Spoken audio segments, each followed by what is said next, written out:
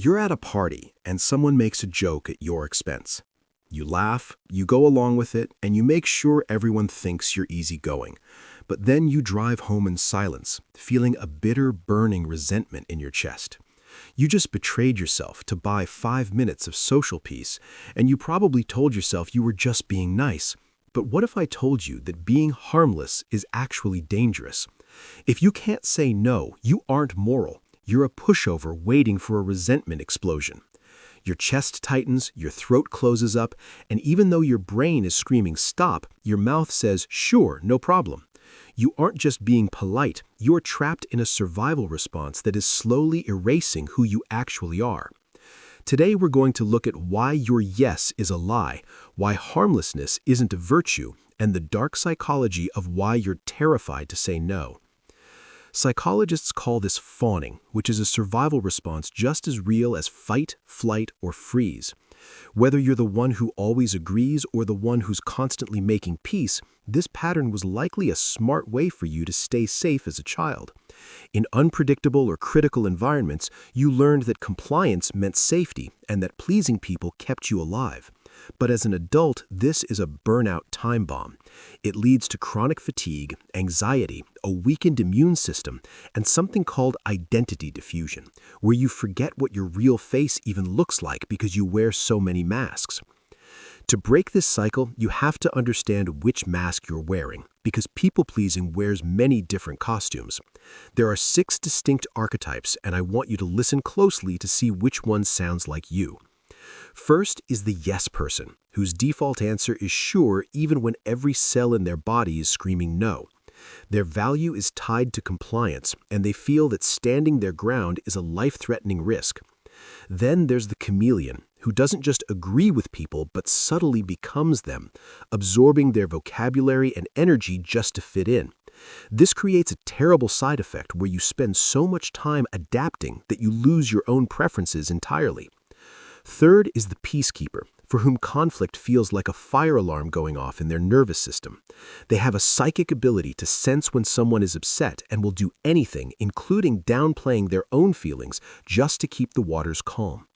Next is the caretaker, who only feels worthy when they are needed, often attracting people in constant crisis because fixing others makes them feel valuable. Fifth is the entertainer, who feels responsible for the mood in every room, using humor and performance as a shield because they fear that if they showed their real anxiety, people would lose interest. Finally, there is the busy bee, where people-pleasing looks like productivity. They organize the trips and take the notes because they believe that if they are constantly useful, they are safe from rejection. If you recognized yourself in those descriptions, you need to understand the Peterson pivot. Harmlessness is not morality. If you are only good because you are unable to be bad, you aren't a moral person, you're just a punching bag. True morality requires the capacity for mayhem, which is then voluntarily restrained. You need to integrate your shadow, that aggressive, resentful side of you that you've been trying to hide, because that is the part of you that provides a shield. In Simba's story, when he takes control, he roars and the lionesses bare their teeth. That integrated aggressiveness is what allows for true strength.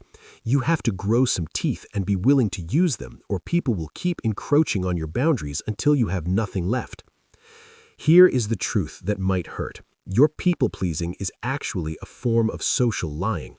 By saying yes when you mean no, you are being unintentionally dishonest, depriving the people you love of the authentic version of yourself and building your relationships on a fraudulent foundation. You're withholding the truth to avoid a moment of discomfort, but that avoidance creates an internal storm of guilt and exhaustion that eventually turns into bitterness. Resentment is your compass. It is the primary signal that your boundaries have been violated or that you are sacrificing your true self just to be liked. So, how do we fix this? We start with a nervous system audit.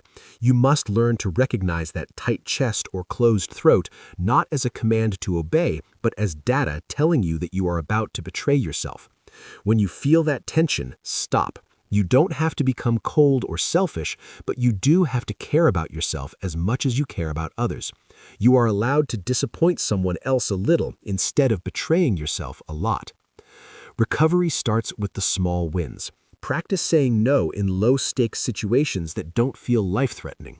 Say no to a server offering more water, or decline a minor favor that you don't have the energy for. Stop the apology reflex. Practice saying, "I can't do that right now," without over-explaining or justifying your existence. Every time you set a small boundary, you are training your nervous system that you can survive a no. Saying no doesn't push the right people away, it filters for the people who actually value you. When you stop being a doormat, you don't become a villain, you finally become a person. Relationships built on your silence are not relationships that sustain you, they are relationships that drain you. The goal is not to be nice, the goal is to be authentic.